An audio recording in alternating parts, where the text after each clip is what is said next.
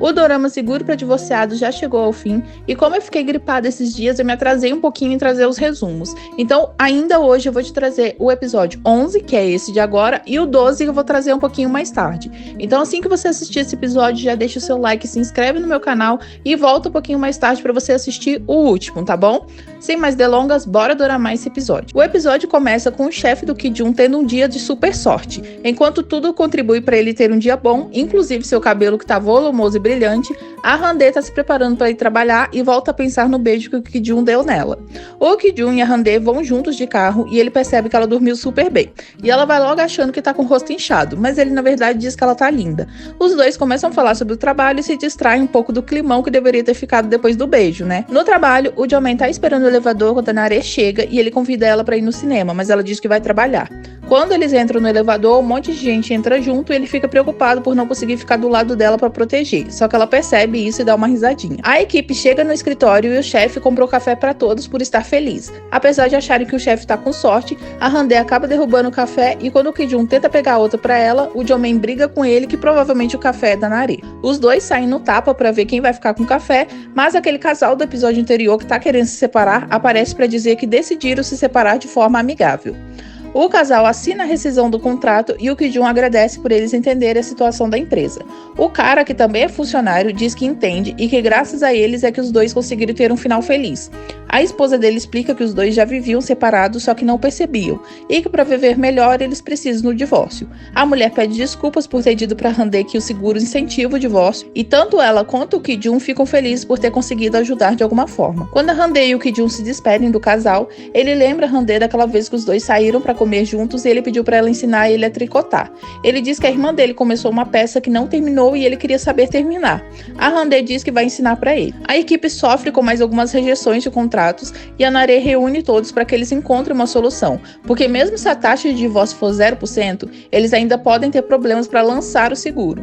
O chefe tenta ligar para algumas pessoas para oferecer os contratos na esperança de achar casais inseparáveis que decidam fazer o seguro, mas todo mundo para quem ele liga desliga na cara dele ou nem quer saber de seguro nenhum.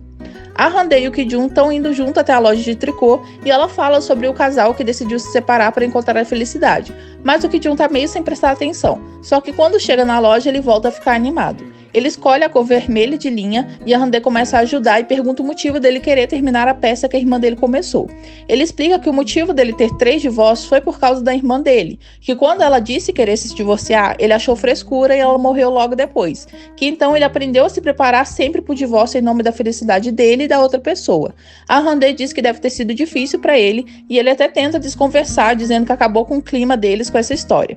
Enquanto a Hande continua ensinando ele a tricotar, ele percebe que perdeu um ponto e fica chateado de ter que começar tudo de novo. Ela explica para ele que talvez não precise, que ele vê o ponto perdido, mas que ninguém mais vê, e que às vezes recomeçar não é a solução, e que você pode simplesmente passar para o próximo ponto. A Ayun não consegue se concentrar no trabalho porque anda pensando no crush dela, aquele fazendeiro dançarino.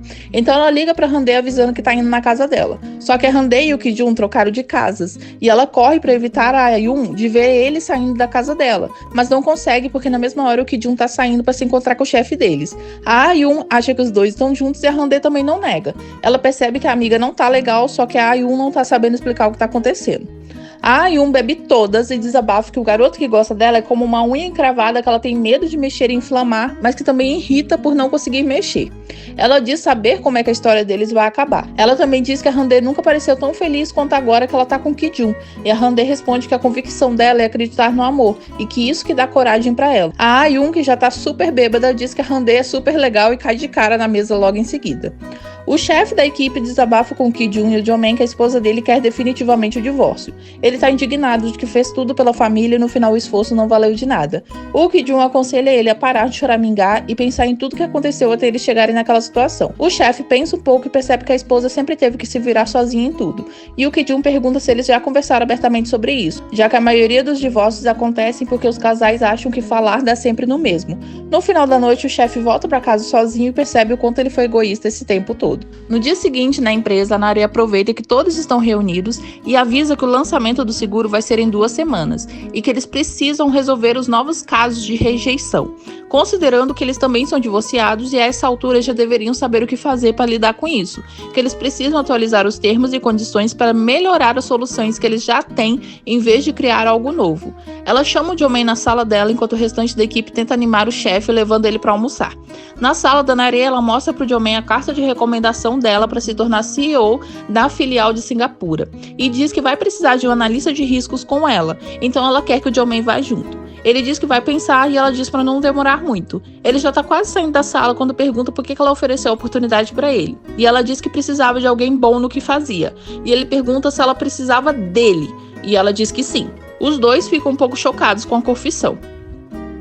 O chefe sai mais cedo do trabalho e recomenda que os outros façam o mesmo. Ele se encontra com a esposa para oferecer seguro de divorciados. A mulher não quer assinar e ele começa a desabafar que foi egoísta durante todo esse tempo e que no relacionamento deles ela sempre foi quem se esforçava mais. Ele diz que aquele seguro é o último que ele vai se envolver e pede para ela 100 dias para tratar ela bem e mudar a ideia dela do divórcio. A esposa dele pede um tempo para pensar e ele promete que vai melhorar 1% em cada um desses 100 dias, até chegar em 100% e chora. Mais cedo, que Jun tinha convidado a Hyundai para jantar, só que ela avisou que teria uma reunião e não poderia. Então a gente vê ela chegando tarde da noite no meio de uma baita chuva. E quando ela vai sair do ônibus já sabendo que vai se molhar, o Ki-jun aparece com um guarda-chuva para ajudar ela. Ele ficou esperando por um tempão até ela aparecer e diz que tem um presente esperando por ela em casa. Ela vê que a mãe dela passou por lá para deixar comida e vai ligar para ela. Enquanto isso, o Ki-jun vai pegar uns livros na casa dele e encontra uma foto dele que a Hyundai tinha achado naquela manhã. Foto essa que foi a primeira ex-esposa dele que tirou. Quando ela termina a ligação, ela diz que a mãe estava preocupada se ela teria o que comer e o Ki-jun diz que pais são assim mesmo. Ela vê a foto com ele e pede desculpas por ter visto antes e ele diz que tá tudo bem, já que eles trocaram de casa. Ele conta também que viu a primeira ex-esposa dele naquele dia enquanto ele e a Hyundai estavam juntos e que se sentiu aliviado por ver ela seguindo em frente com outro cara e que ela deve ter sentido o mesmo se viu ele com a Hyundai. Ele acaba rasgando a foto dizendo que tá na hora de criar novas lembranças e a Hyundai diz que então ele pode criar essas lembranças com ela. Ela diz que eles já podem trocar de casa agora que ela já não sente desconforto em estar ali. E ele diz que já se acostumou com a cama dela. Então ela diz que já que tá chovendo bastante, ele poderia dormir lá com ela. Os dois dormem juntos no maior chamego e quando acordam ficam agarradinhos. O Ki-jun sonha com a irmã, com aquele último momento dos dois e no sonho ele consegue pedir desculpas para ela. Quando ele acorda, a Hyundai tá abraçada com ele e os dois se aconchegam um pouco mais. O episódio termina com o nosso casal ainda na cama e abraçados. Eu vou trazer o último episódio daqui a pouco, então se você assistiu esse, já deixa o seu like, se inscreve no canal e volta aqui para assistir o último comigo.